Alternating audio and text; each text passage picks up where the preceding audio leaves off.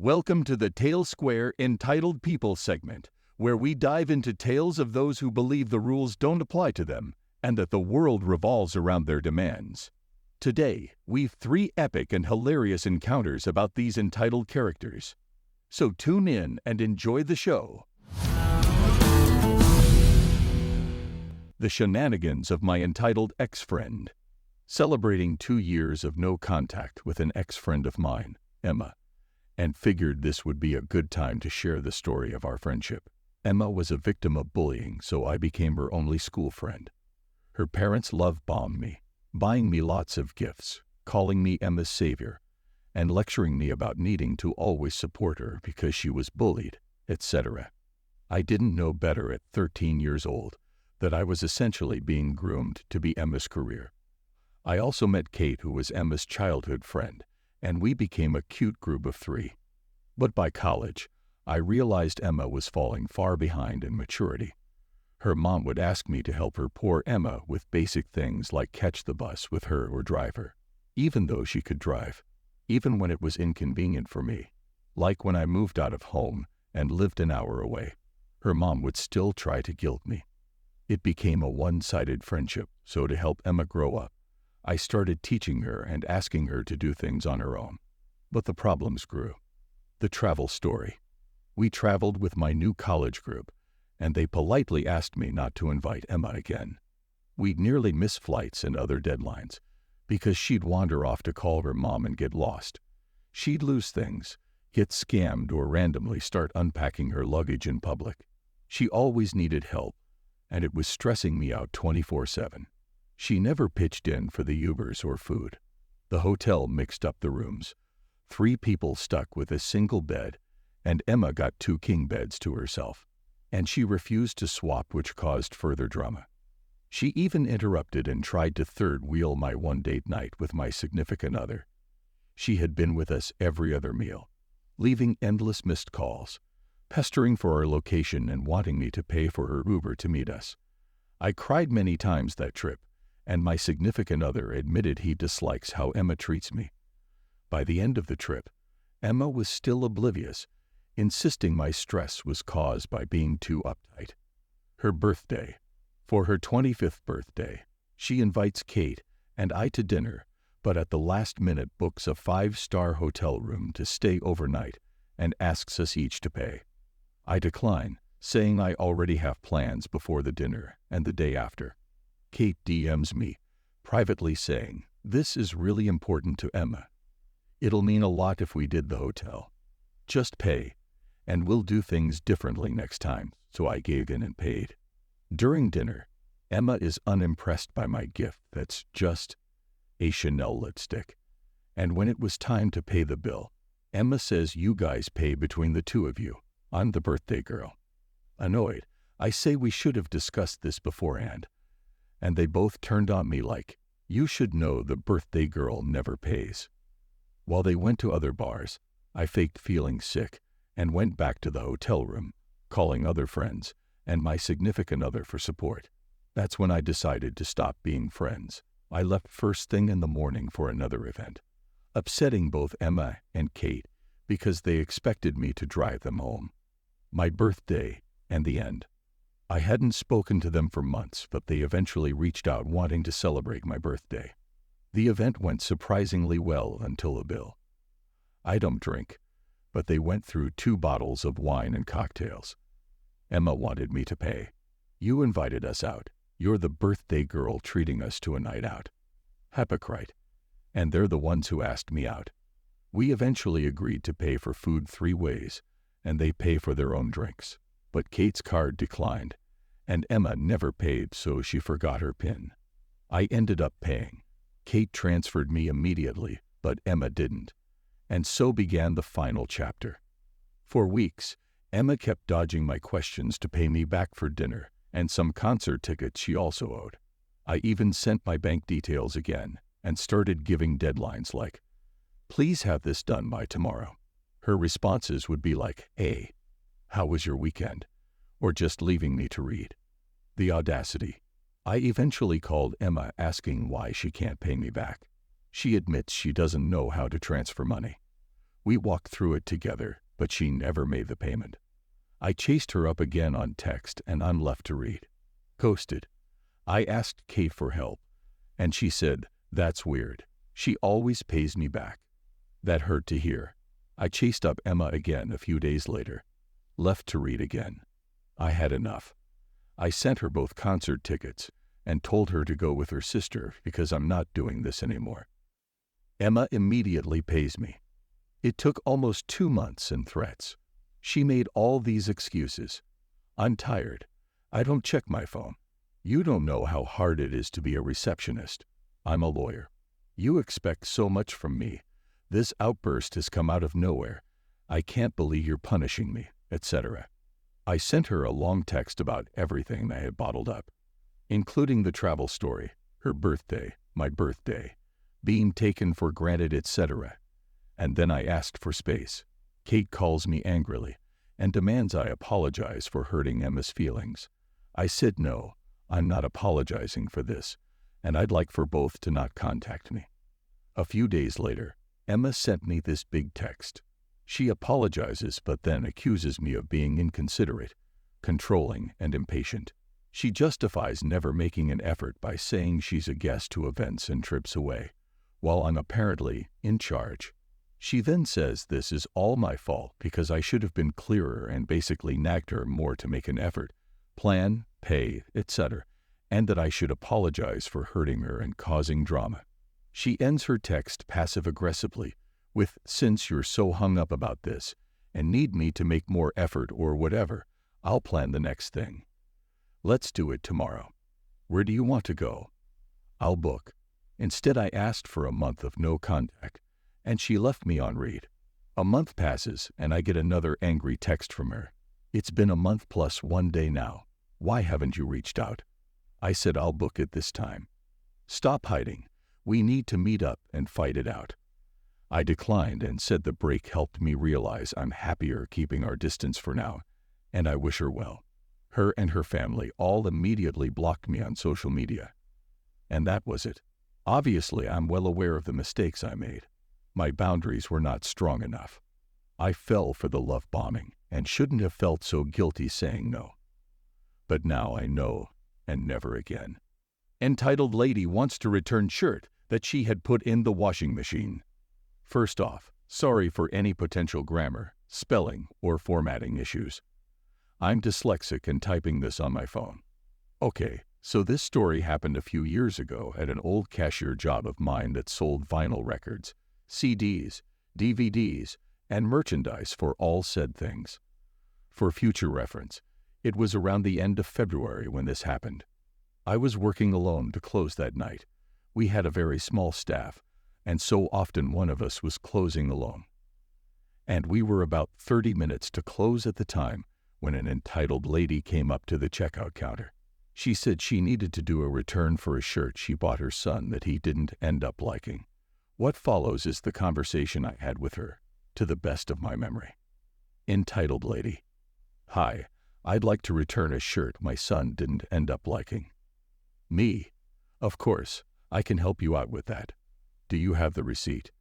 Entitled lady: "No, I don't." Me: "Unfortunately, I really need the receipt. My system won't let me process a return without it." Entitled lady sighs loudly and rolls her eyes. I think it might be at home. Would a picture of it be okay?" Me: "Yes, I can work with a picture of the receipt." Entitled lady: "Okay, let me just ask my son to send a photo." She then proceeds to just stand directly in front of the only till I have while texting her son. Me: "Excuse me, ma'am. Could you just shift over a little so I can help these people out while you wait for your son to send that photo?" Entitled lady sighs loudly and rolls her eyes again, while taking the smallest half step over. Me helps out the next customer even though this lady barely moved, and the people had to reach in front of her to put their items down. After I finished helping out my line, it is now about 15 minutes to close. Entitled lady: "Here is the photo of the receipt." Me: "Okay, great, thank you. Do you have the shirt with you?" I look at the photo for a second, just to verify it's the correct store. Entitled lady pulls out shirt and slants it on the counter. Here. Me picks up the shirt and notices that the tag is missing. Oh, I'm so sorry, ma'am. We only allow returns for items with the tag still on. At this point, I also notice the shirt is super wrinkled and has a mix of laundry detergent and cigarette smell on it. Entitled lady, before I can mention the fact the shirt has clearly been washed, looks in purse and pulls out the tag, throwing it on the counter. Me, I am so sorry, ma'am, but it appears this shirt has been washed already.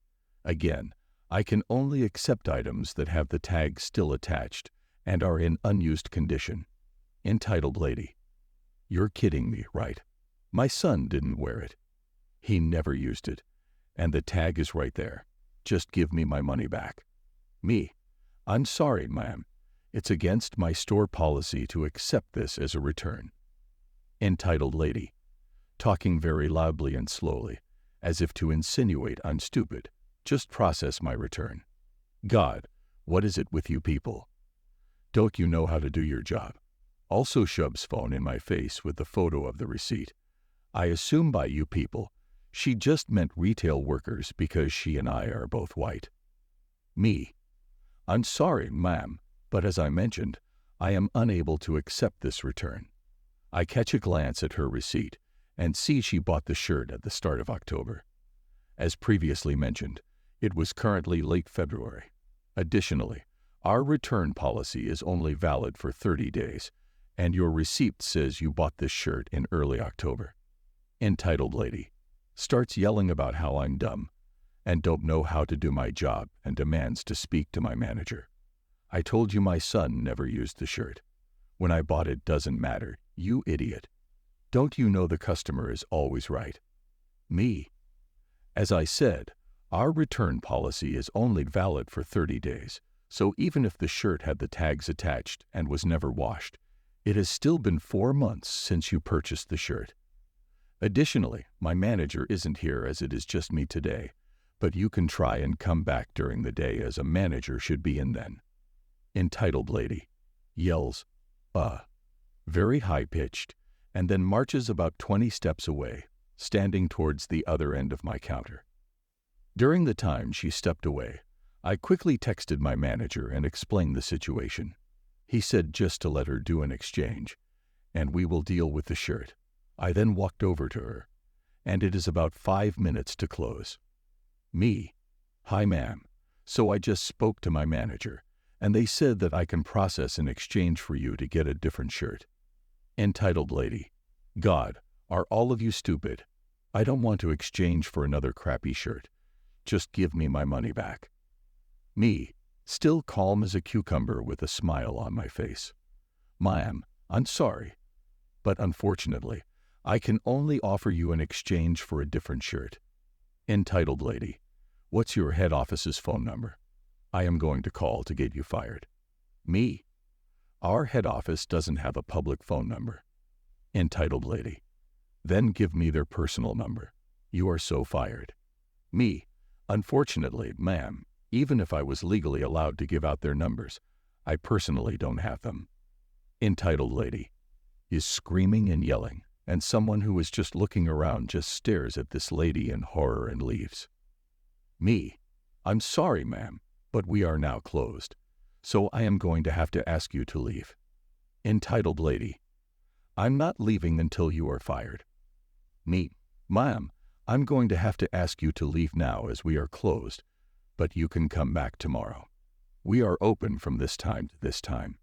Entitled lady continues yelling and screaming, while I slowly herd her to the door like I'm a dog herding sheep. I demand to speak to your manager. Give me your phone. I will call them myself. Me, thinking we are so close to the door, I can almost lock her out. Ma'am, as I have mentioned, we have now been closed for 10 minutes. This lady literally just yelled and screamed about this shirt for so long, and it took us like 7 minutes to walk to the door, even though it was close enough I could hit it with a rock.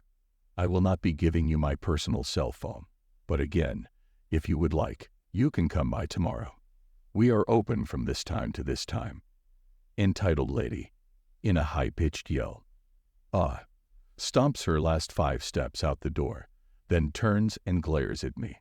Me, locks gate. The store was in a mall, so the lady just stood in the hallway. Entitled lady, bangs on gate as soon as I lock it and yells that she will get me fired, and just wait till she talks to her lawyers about this. Me, walks away back to the checkout counter so I can start counting my till and closing. You need to send me the money Mom gave you. Disclaimer: all names below have been changed. My wife's Aunt Louise is a great lady. She and her husband lived in the San Francisco Bay Area and bought their home in the late 1970s. After her husband passed, she sold her home for well over $1 million and moved back to live closer to her family, where she grew up, farming areas in Southern California. She lives very frugally, so doesn't really have to worry about money. Aunt Louise had 3 children, who are now all in their 40s and early 50s. The 2 oldest are nice, normal people. Her youngest, Kay, is a real piece of work. She meets all the criteria for a psychological diagnosis of narcissism. Aunt Louise just turned 70. She's really happy about it. She had some health scares last year and decided to celebrate. She's a very kind and giving person, and celebrating to her means doing something nice for others. Aunt Louise has 3 children, 14 nieces and nephews, and 40-plus grandnieces and grandnephews.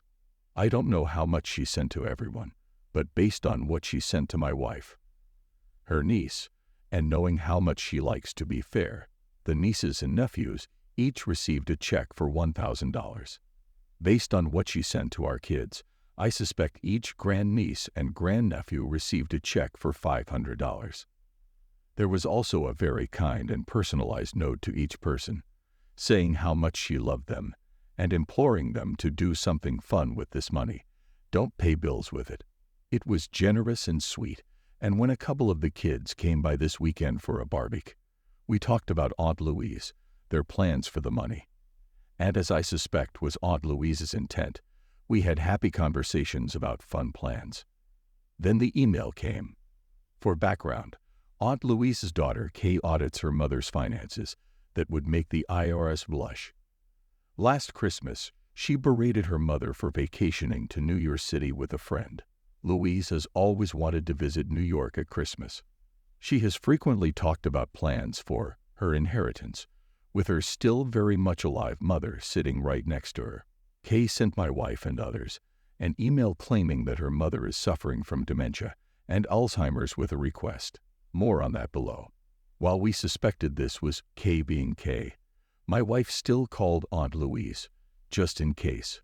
All of this was news to Aunt Louise, who was lucid as always. Here's the best part. In the email, Kay asked everybody to send the money they received from Aunt Louise to her, Kay, rather than Aunt Louise. Kay nobly volunteered to handle all the deposits herself to avoid being a burden on poor Aunt Louise, clearly too infirm to attend to such taxing matters. In light of the times that Kay has helped herself to Aunt Louise's money without permission, stealing is such an ugly word. I'm fairly convinced not a dime would make its way back into Aunt Louise.